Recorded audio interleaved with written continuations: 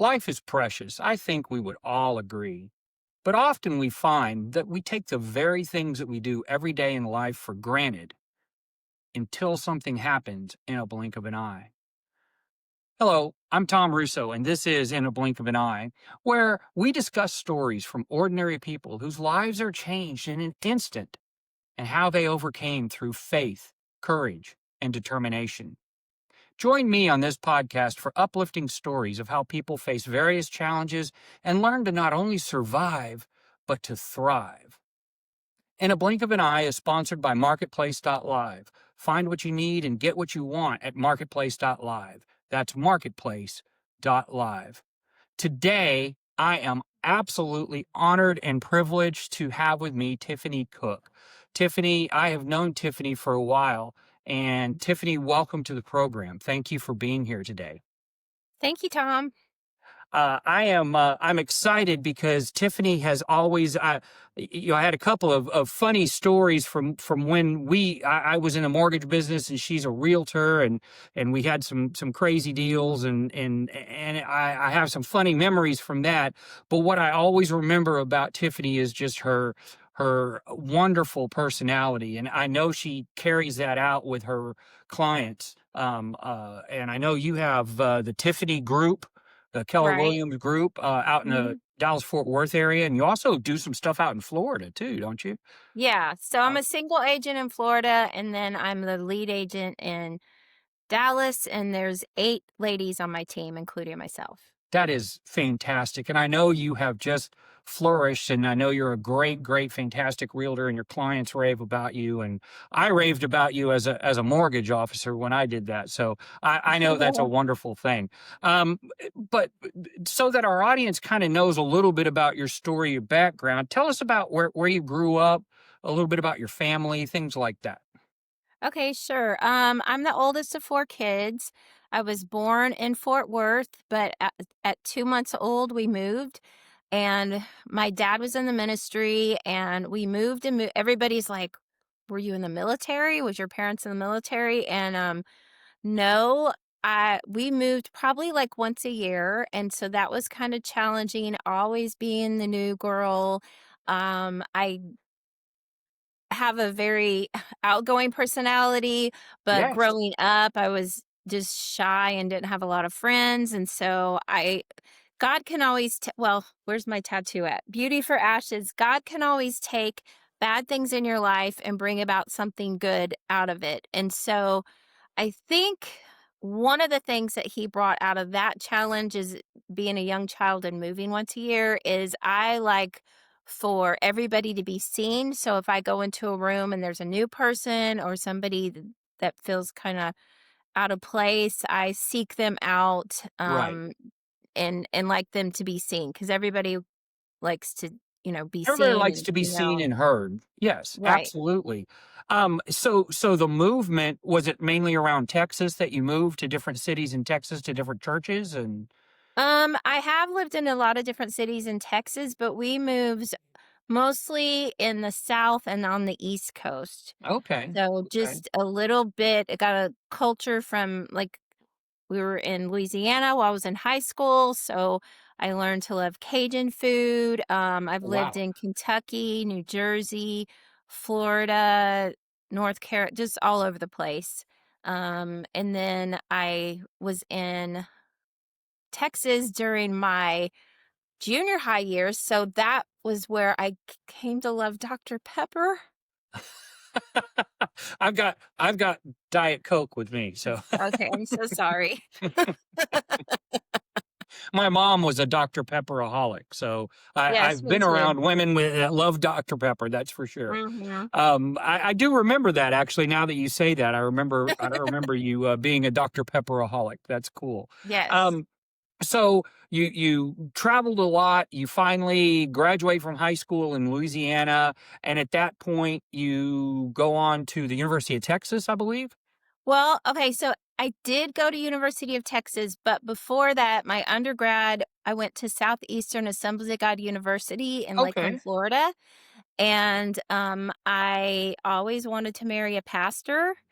my dad was a pastor, my late husband was a pastor, my current husband's a pastor. I saw this hot guy at the gym and I was like, "Excuse me? You wouldn't happen to be a pastor, would you?" He thought that was the weirdest pickup line ever. Oh, man. But I felt called into the ministry as a pastor's wife. I absolutely love people, and I love my job. With I was a former teacher. I was a math university professor, so I got to be around people, students at that time. As a realtor, I'm around people, and as a pastor's wife, I'm around people. So I'm really enjoy getting to know people and getting to know their story. And then in all the movement, I lived in the Dallas area and I went to UTA, University of Texas in Arlington, and I got my master's in math. So my undergraduate is in secondary education mathematics, and then my graduate was from UTA, where I got my master's in math. Okay. Okay. Outstanding. Now, you mentioned your first husband, Garland, I believe was his name, Correct. and he was a pastor. Yeah, he was And a you guys pastor. We were youth pastors together, and, then he became a Bible college professor at Southwestern Assemblies of God University in Waxahachie, Texas, and, he was there for 25 years, and he was the youth ministry professor, so he trained, young men and women how to minister to teenagers when they Oh, got out into wonderful. the real world and just be able to pour into people that way. Well, I will say as a raving fan, I'm just enthralled and love hearing about, all of the godly missions that you've been on with all of this, with all the pastoring and mentoring to people around the country and world, I guess. But that's a great starting point for us because I know when you met Garland, and I believe you told me you guys were married for like 31 years, Right. and you have how many children? You have three or I have 3 amazing boys. I couldn't say enough about them. They are precious and godly men and adulting well. And my third one just got married 2 weeks ago. And congrats? then both of my twins got married this year. And then I became a grandma this year. So I am a Mimi. Yay. Congrats. Yay. My Yeah. my So, daughter is, expecting our 3rd grandchild, so I'm oh, excited about nice. that as well. Congratulations. That's Yes, so exciting. we're very excited as well. Well, that's awesome, and I know one of your sons went to Texas Tech, right? Right. So I have 3 sons. The oldest one and the youngest one went to A&M, and then the middle son, who is only 4 minutes older than the baby, they're identical twins. He went to Texas Tech. He was on an academic scholarship there. So, Outstanding, outstanding. yeah. Well, so you guys built this life, and in addition to the ministry work, you're a realtor now. Right. And you had started your realtor practice. How long have you been a realtor?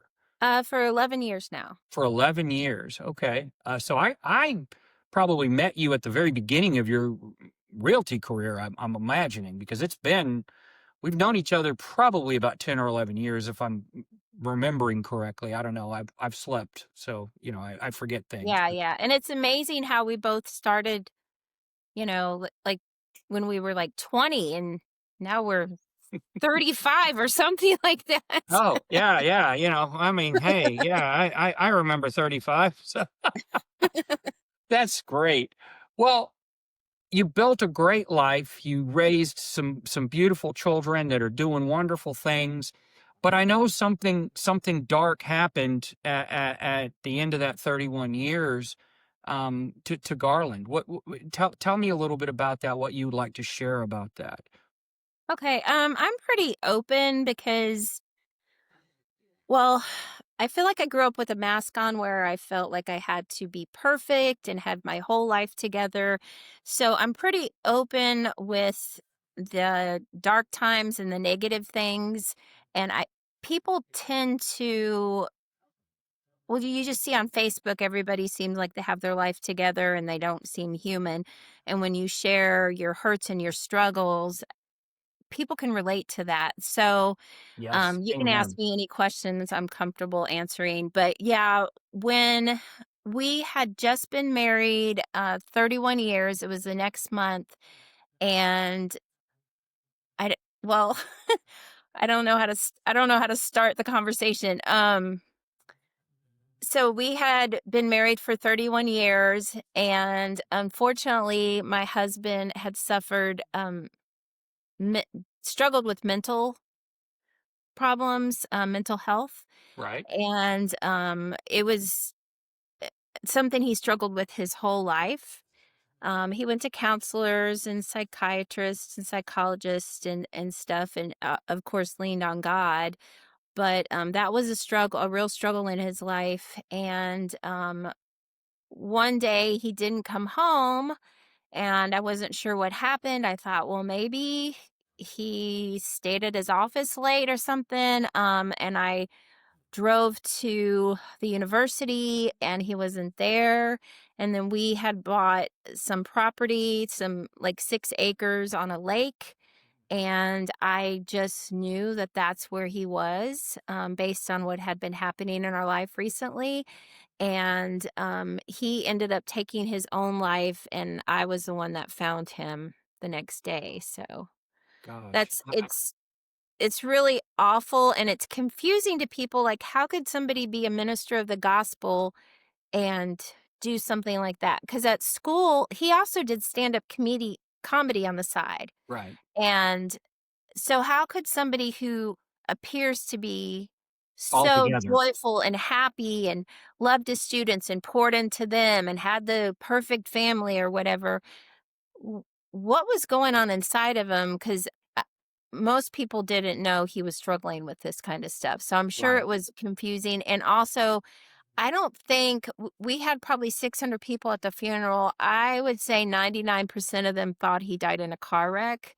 'Cause it was sudden, and then something weird came out on the internet that it was a car wreck. So a lot of people don't know, but I know mental health is a big challenge for a lot of It people is. in America and the world. So I'm open to talking about my life and my late husband and just whatever can help others. They don't have to live in shame if they're struggling that I way. love you saying that because that's the whole purpose of in a blink of an eye is if I feel like a message that we give helps just one person, I feel like we've done our job, or done our godly calling, and Mhm. that's what got me doing this in the first place. And I've received so many wonderful letters from all the different messages because we've had all kinds of maladies and things that have happened. And I know, I have experienced,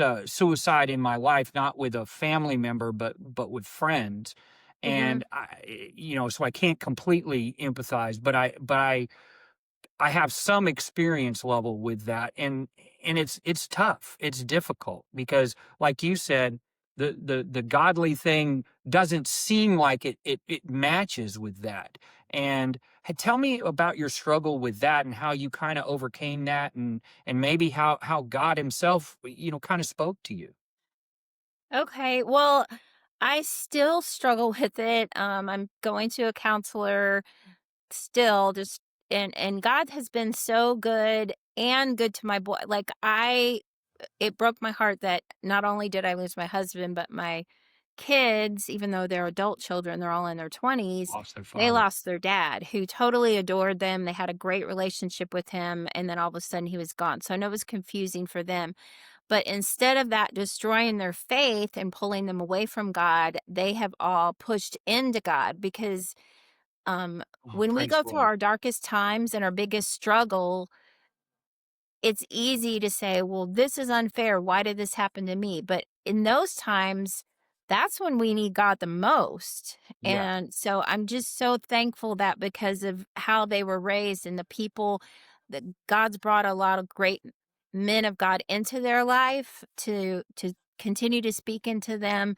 So how we're all leaning on Jesus to help us get us through this. So when it first happened, my life was I was kind of in a fog. I couldn't believe that I would never see him again. I it it happened so suddenly, and I just stayed at home for several weeks, and then I could start to go back to work a few hours a day, but it's grief that heavy just kind of flattens you, and it was hard, just the all different the different emotions with it, like knowing God is a gracious God and a good God, and that he can do anything, but he didn't stop that from happening.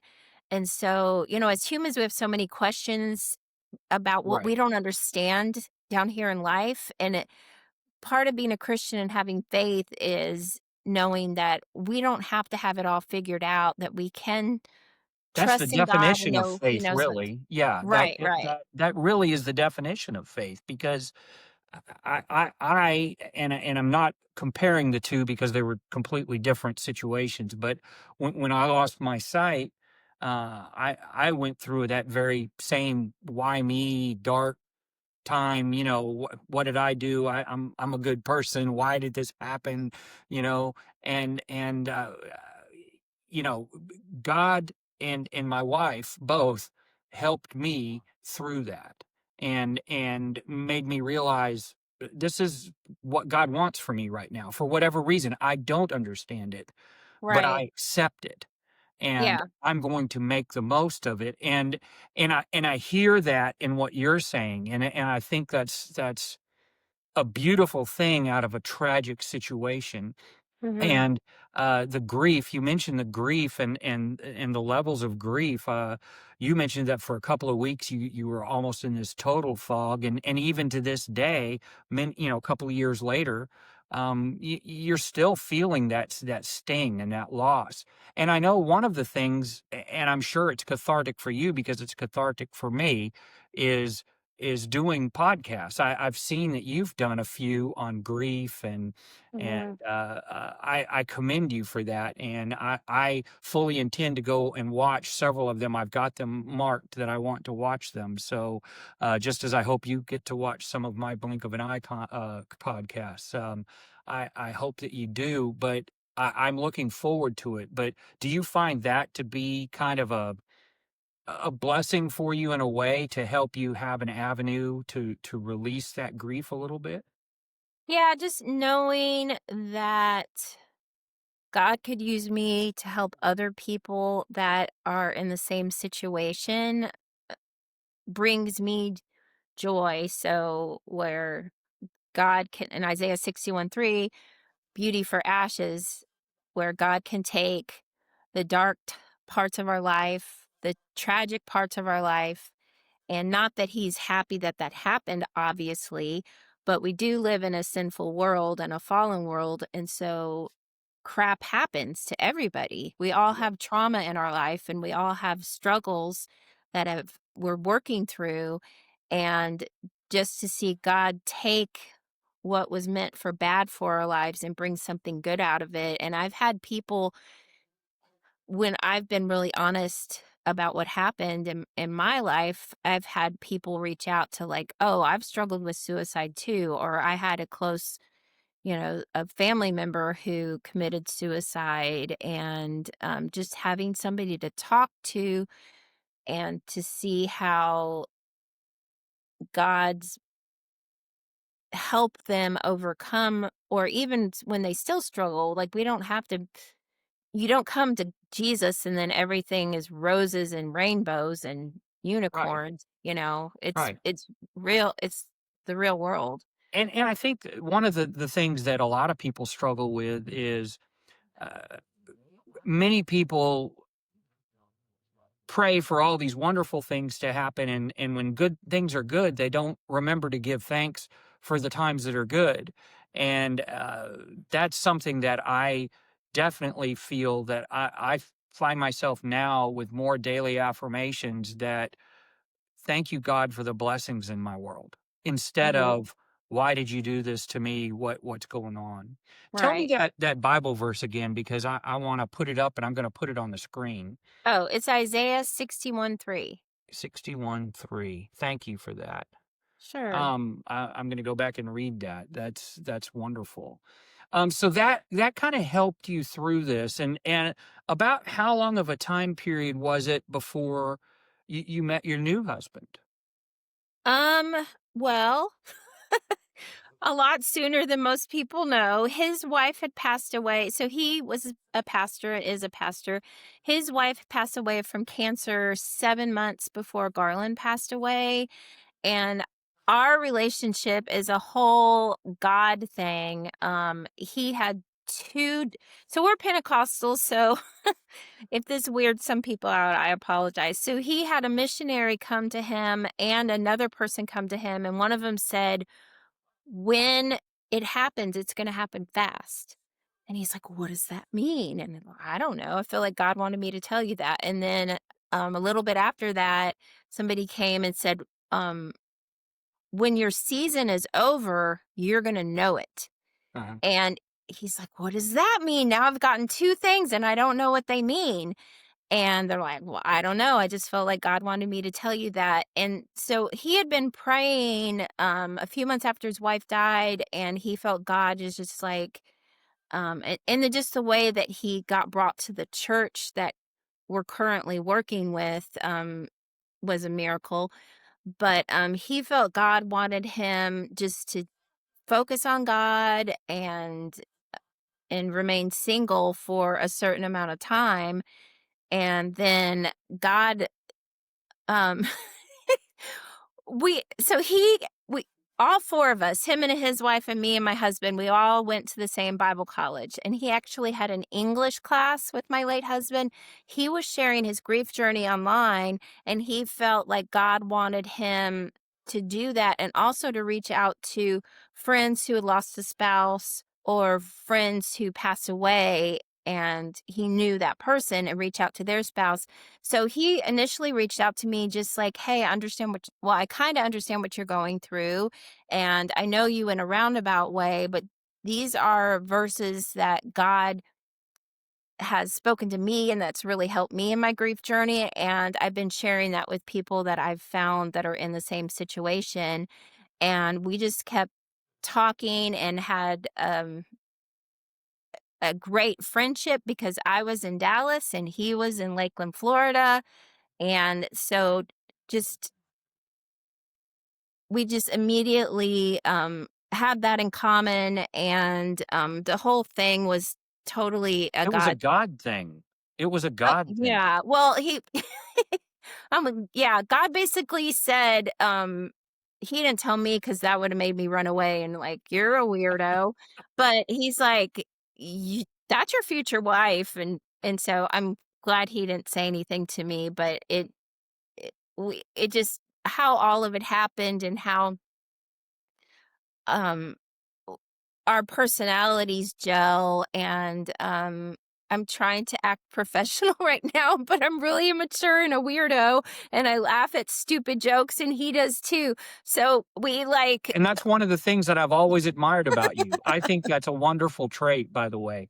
I'm going to interject a funny story of you and me okay. when we were working on a deal, and my family was getting ready to go to Italy, and you had told me about when you and Garland had gone to Italy, and some woman had looked at Garland or something like that, and you know you were hilarious. I mean, we were talking, we must have talked for 30 minutes, not about business, but about this story of Well, you I and was in the Vatican and I did not yes, appreciate her yes. batting her eyes at my husband, and I let her know that. So, But I thought that was a beautiful story, and it broke the ice, really. That was one of our first conversations because I had told you mhm. we were getting ready to go to Italy with my family, and that's what brought it about, and Yeah, that I taught don't me all I recommend. needed to know about your personality, and I loved it. Yeah. I think that's a beautiful thing that you share with not only your clients, your friends, and your family, and of course with your new loving husband, and of course you did with Garland as well. And I I know that you have recovered in a lot of ways much stronger. You've become a stronger woman even because of this tragedy.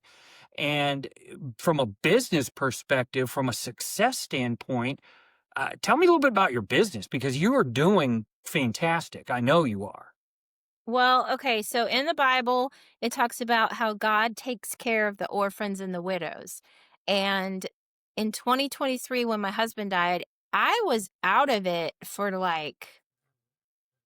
I mean, really out of it for 4 months, and I slowly started to get back into it. But God blessed my business during the year that you would think would be the worst year. I had the best real estate year in 2023 that than I had ever had before, and it still is the best in 24 and 25, it's still the best year I ever had. So, it just shows me that God saw me and my situation, and he intervened and took care of me, in the middle of the tragedy. You know, the calm in the eye of the storm, so to speak. I mean, Mhm. that's a wonderful analogy, and I think that what I see in the Tiffany Group, I believe is what you call it, right? The Mhm. Tiffany Group, Keller Williams Real Estate Group. Like you said, you've Right, got a single license, I guess, in Florida, and then your team right. here in the Dallas Fort Worth area. Um, I know that you're out there, you're a godly woman, and I strongly suggest if anybody has any real estate needs to certainly give Tiffany and her team a call. I am so thrilled that we have gotten to share this time together. I love the fact you're a Dr. Pepperaholic. We talked about that off camera a little bit, and I'm a Diet Cokeaholic. So we've got a soda passion there that we've got going. I'm glad that we got to share some of that. I want to be very respectful of the time constraints that we set. I promised you about 30 minutes, and we are. Time flies when you're having great conversation. So I'm going to kind of wrap up from here, um, and stay online, stay on camera after I stop, and we'll talk just for a minute. But if you like hearing uplifting stories of overcoming challenges in life, click the like and subscribe button. It's somewhere over there. I never know where it is. I never do Perhaps either. perhaps you have a story of your own to share, an accident, a sudden loss, PTSD, alcohol, drug abuse, a natural disaster, illnesses, and you would like to share that journey of overcoming.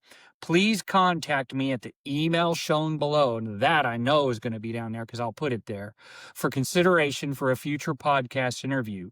I rely on viewers like you to share their stories. And this marks our 10th episode. Tiffany graciously was our 10th episode. So we're growing, and I'm excited about that.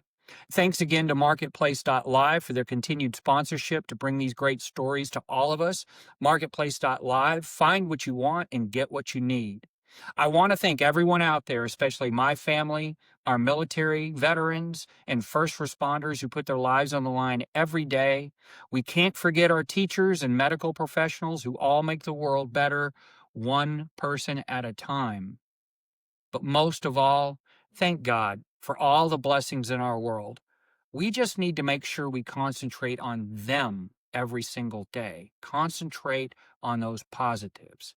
Until next time, carpe diem, seize the day.